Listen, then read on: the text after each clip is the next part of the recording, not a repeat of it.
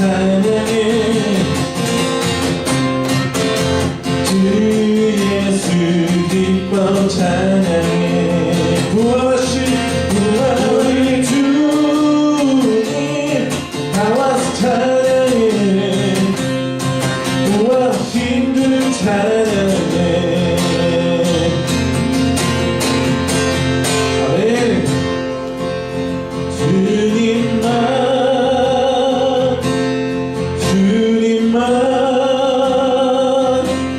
주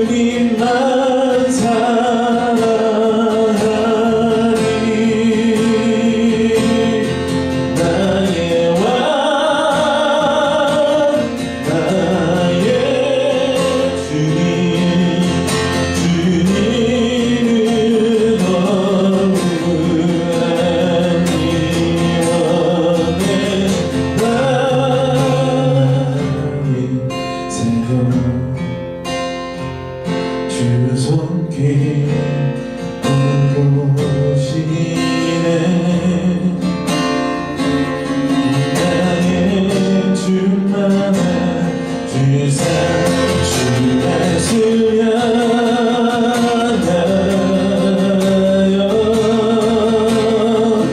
날려다니라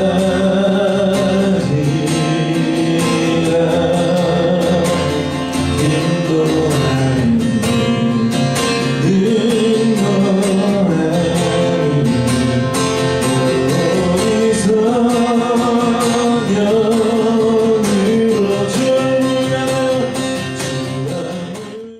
오늘 말씀 요한일서 1장 5절부터 10절까지입니다. 우리가 그에게서 듣고 너희에게 전하는 소식은 이것이니 곧 하나님은 빛이시라 그에게는 어둠이 조금도 없으시다는 것이니라. 만일 우리가 하나님과 사귐이 있다 하고 어둠에 행하면 거짓말을 하고 진리를 행하지 아니함이거니와 그가 빛 가운데 계신 것 같이 우리도 빛 가운데 행하면 우리가 서로 사귐이 있고 그 아들 예수의 피가 우리를 모든 죄에서 깨끗하게 하실 것이요 만일 우리가 죄가 없다고 말하면 스스로 속이고 또 진리가 우리 속에 있지 아니할 것이요 만일 우리가 우리 죄를 자백하면 그는 이쁘시고 올로사 우리 죄를 사하시며 우리를 모든 불의에서 깨끗하게 하실 것이요 만일 우리가 범죄하지 아니하였다 하면 하나님을 거짓말하는 이로 만드는 것이니 또한 그의 말씀이 우리 속에 있지 아니하리라. 아멘. 우리가 많이 하는 얘기 중에 죄는 미워하되 사람은 미워하지 말라라는 이야기가 있어요.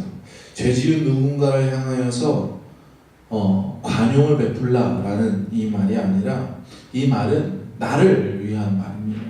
이 말이 무슨 말이냐 하면 만약 죄로 인해 사람을 미워해야 한다면 만약에 내가 죄를 지었을 때는 그렇다면 나를 미워해야 하는 것인가?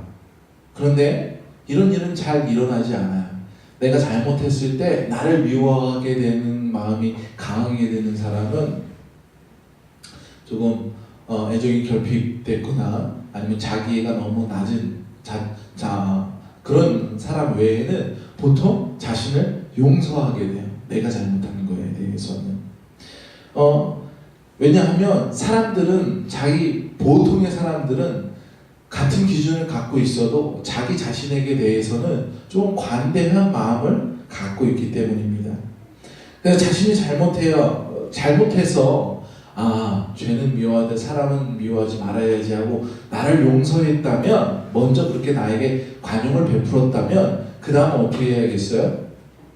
다른 사람이 실수하였을 때 그 사람에게 똑같이 그 말씀을 적용해야 된다라는 그 마음을 가져야 한다라는 것입니다. 요한계시록 3장 15절의 말씀을 보면 내가 내 행위를 아노니 내가 차지도 아니하고 뜨겁지도 아니하도다. 내가 차든지 뜨겁든지 하기를 원하노라 라고 말씀하고 있어요. 그렇지 않으면 어떻게 한다고 그 다음 절에 보면 우리가 다 알듯이 내 입에서 너를 토해 버리리라 라고 말씀하셨습니다. 우리가 한 길로만 걸으라는 말씀이에요. 오락가락 세상에 갔다 교회 들어왔다 미지근하게 살지 말으라 라는 말씀입니다. 그런데 우리는 그 미지근함을 원할 때가 있어요. 그 미지근함이 우리한테 편하게 느껴질 때가 있다라는 말입니다.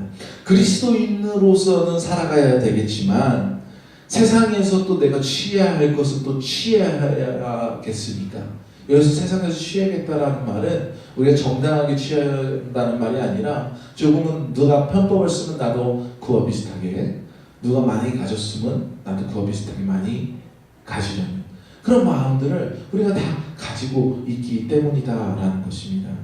그런데 성경에서는 분명히 우리에게 말씀하기를 그럴 수 없다라고 말씀하고 있어요. 이것은 하나님의 속성을 보면 더 명확하게 알 수 있어요. 오늘 본문으로 와서 5절 말씀을 보면 하나님은 뭐라고 말씀하고 계세요? 하나님은 빛이시라라고 말씀하고 있어요. 근데 그 빛이 어떤 빛이냐 하면 어둠이 조금도 없는 빛. 빛은 어둠과 공존할 수가 없어요.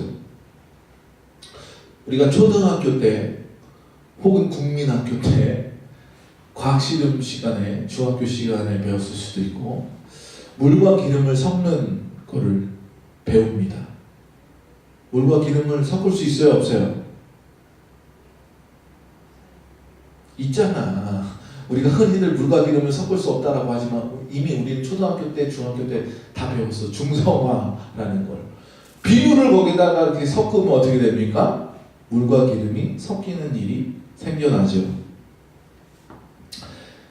그런데 빛과 어둠은 절대 그럴 수 없다라는 거예요. 어떤 물질들은 정말로 물과 기름이다라는 거, 우리가 사람이 관용적으로 많이 섞일 수 없는 사람들을 두고 어떤 섞어질 수 없는 환경을 보고 얘기하는 말이기도 하지만 사실은 섞어질 수 있는 환경이 있습니다.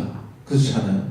그리고 정말로 섞여질 수 없는 것 같은데도 섞여지진 않더라도 최소한 묻어질 수 있는 그런 일들도 벌어지기도 합니다.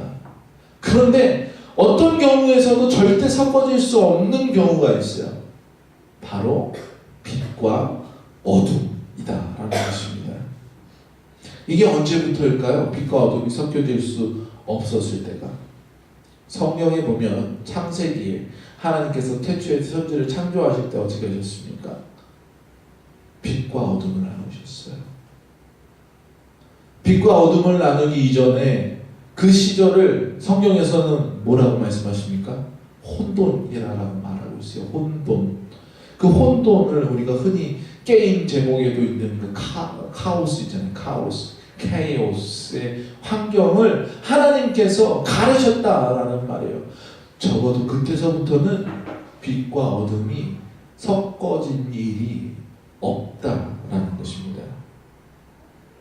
우리가 하나님께 나아간다라고 할 때, 우리가 하나님 나라에 들어갈 때에 우리 가운데 어둠이 있다면, 조금이라도 그 어둠이 묻어 있다면 우리가 하나님께 나아갈 수가 없는 거예요.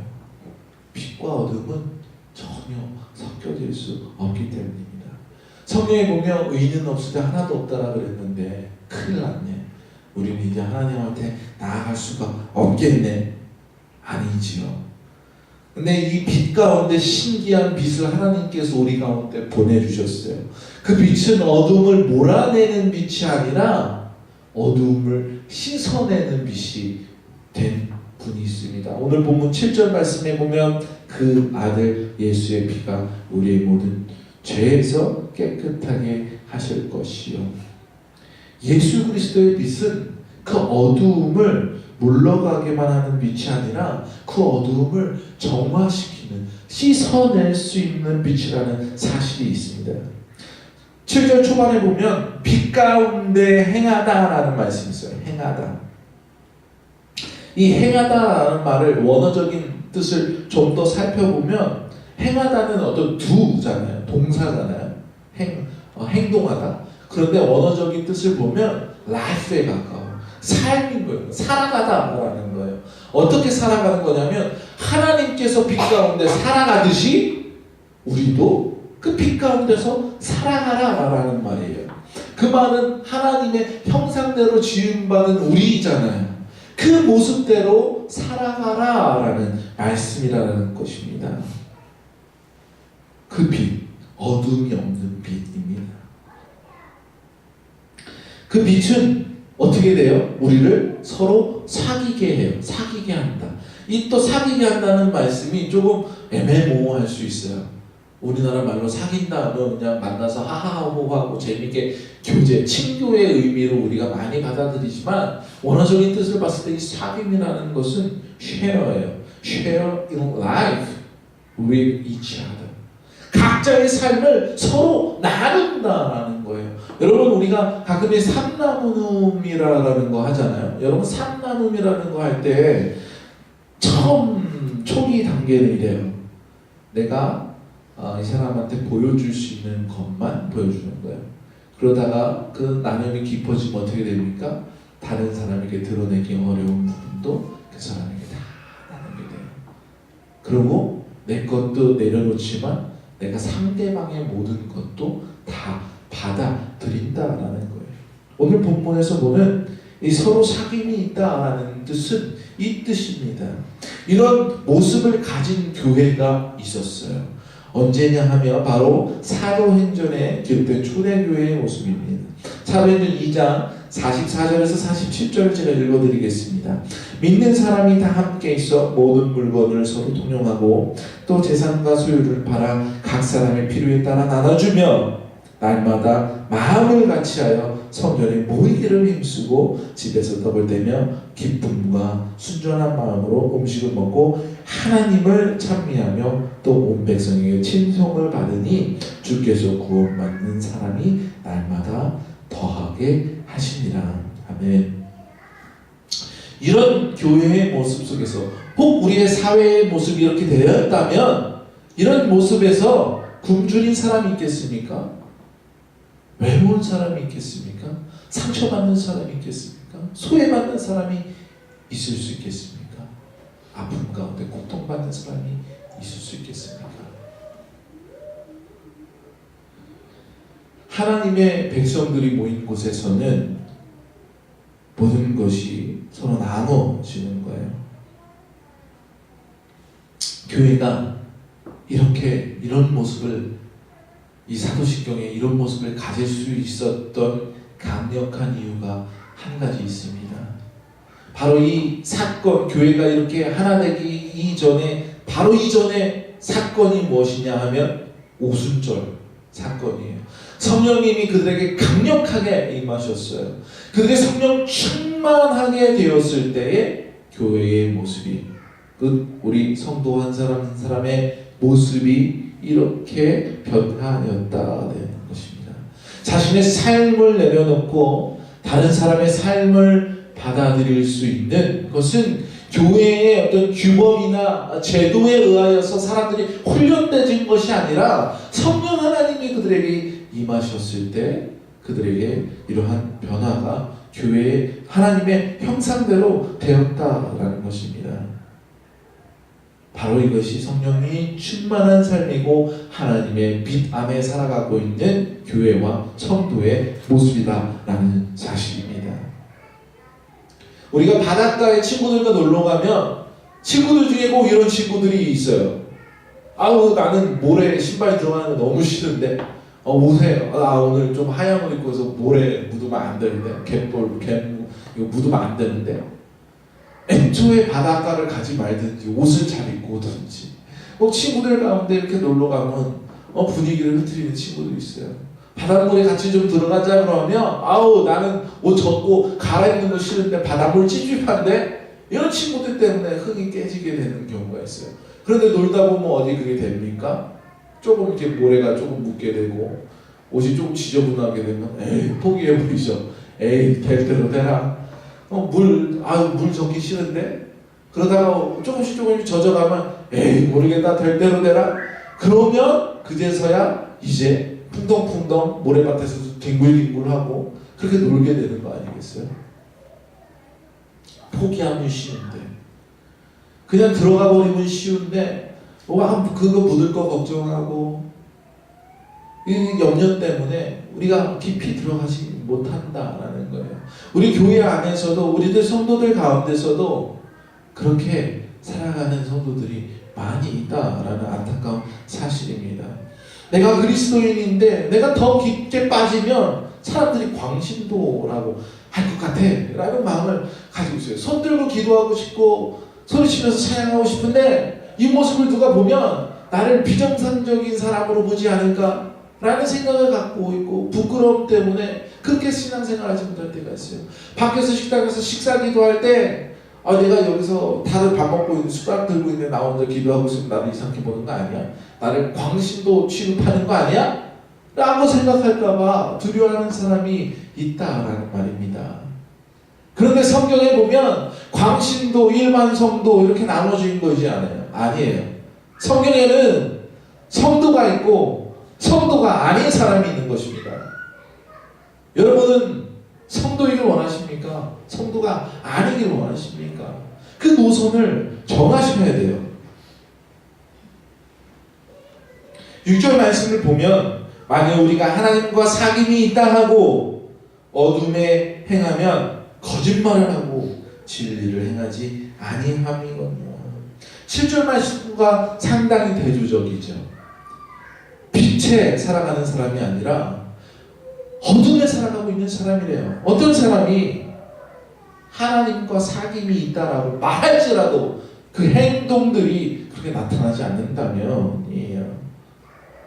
우리는 일단은 하나님과 사귐있다라고 말하는 사람의 범주에 속합니다. 왜냐하면 적어도 그러니까 이 자리에 남아있는 거 아니겠어요?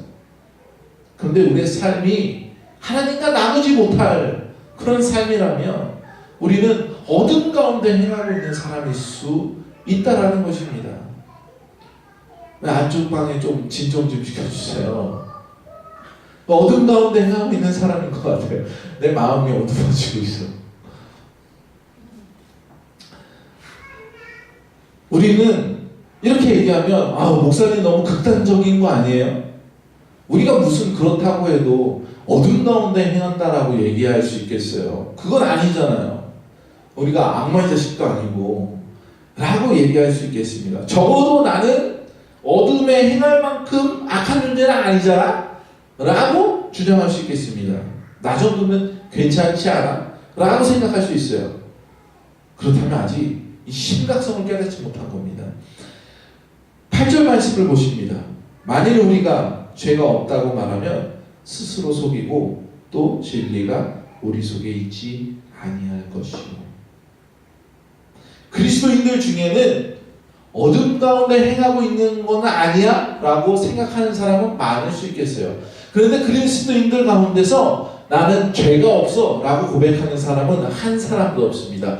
왜냐하면 우리의 믿음의 출발은 내가 죄 있는 것을 고백하면서부터 시작되기 때문이에요.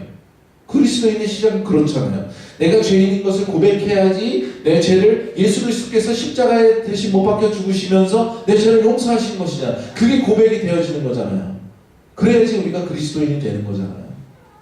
그렇기 때문에 현실을 암만 부정해서 내가 어둠 가운데 행하는 사람은 아니야 라고 말할 수는 있어도 내가 죄인이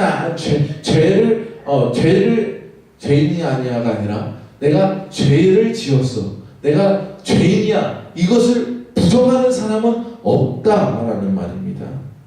그런데 이 두 개의 말씀을 비교해 보세요. 뭐가 다른가?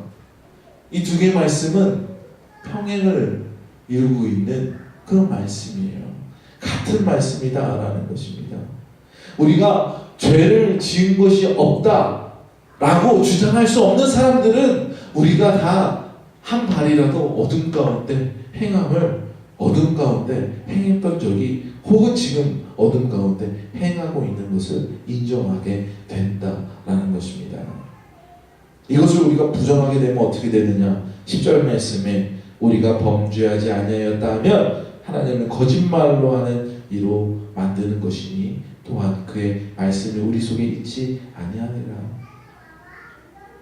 오늘 본문을 보면 빛이 등장하고 예수 그리스도의 진리가 등장하고 피가 등장합니다. 예수님이 뭐라고 말씀하세요? 나는 곧 길이요 진리요 생명이다 라고 말씀하십니다.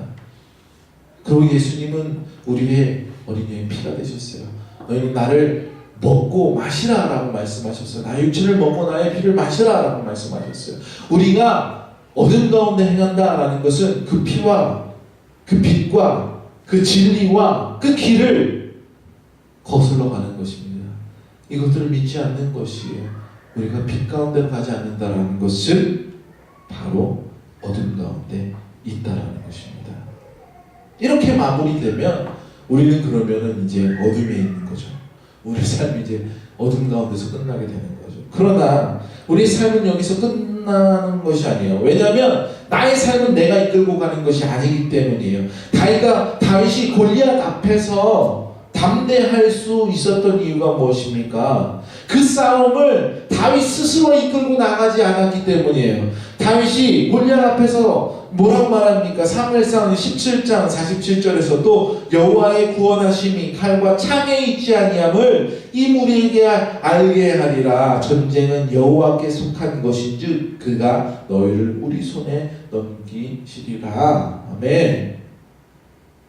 이 고백이 우리의 고백이 되어야 될 줄로 믿습니다. 우리의 삶은 우리가 이끌고 나간다면 계속 어둠일 수밖에 없어요. 그런데 우리의 삶을 이끄시는 분이 우리가 아니에요.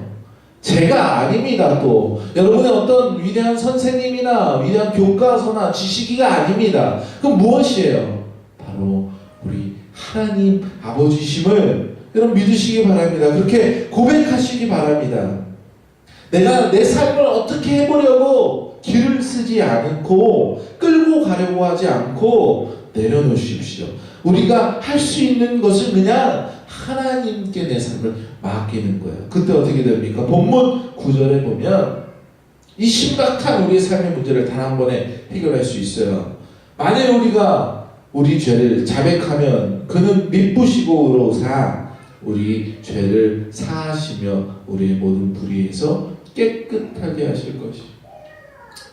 깨끗하게 한다라는 말 여러분 어떻게 생각하십니까? 그냥 클린이 아니라 퓨어하게 말씀은 퓨어하다, 퓨어하게 만든다라는 말이에요. 이사야 1장 18절에 보면 너희 죄가 주홍 같을지라도 눈과 같이 이어질 것이요 붉을지라도 양털같이 희게 되리라 라고 하시니 이 말씀과 같다라는 거예요. 우리가 정금과 같이 나아간다라고 얘기하잖아요. 정금이 우리말로 지금 말로 바꾸면 순금 아니겠습니까? 불순물을 다 털어내버린 우리가 법적인 문제가 있어서 재판장에게 가서 판사에게 가서 판정을 받고 우리의 죄의 값을 치러요. 그럼 그 기록이 남게 되죠. 그 죄의 값을 다 형량 혹은 벌금을 다 채운다 해도 그 죄가 사라지는 건 아니잖아요. 그죠?